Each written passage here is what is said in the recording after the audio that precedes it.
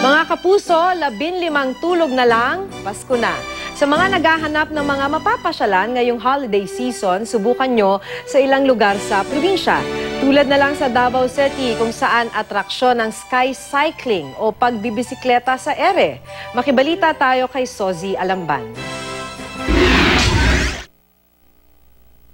Sa mga naghahanap ng pasyalan ngayong Pasko, pwede niyong i-enjoy ang malamig na simoy ng hangin sa Tagaytay. Ayon sa Pag-asa, asahan na ang mas malamig na panahon sa Tagaytay hanggang Pebrero. Kung sporty Christmas naman ang inyong gusto, pwede niyong subukan ang extreme adventure sa Davao City, kung saan may skycycle. Ito ang kauna-unahang skycycle sa Mindanao, kaya naman dinaragsa ito ng mga turistang mahihilig sa kakaibang experience. Swak ito sa pamilya, dahil kahit 4 na tao, pwedeng magbisikleta ng sabay-sabay sa ere. Terrifying. Yes. Sa mga gusto namang mag-beach, pwede niyong bisitahin ang Tundaligan Beach Park sa Dagupan City. Pinaigting na ang pagbabantay sa beach.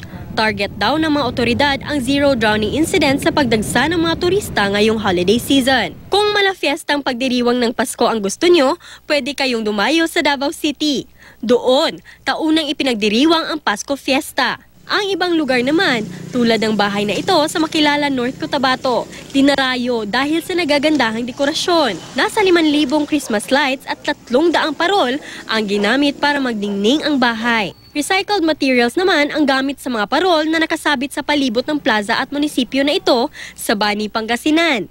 Gawa ang mga ito sa bunot, balat ng mani at dayami. Gawa ang mga ito ng mga residente.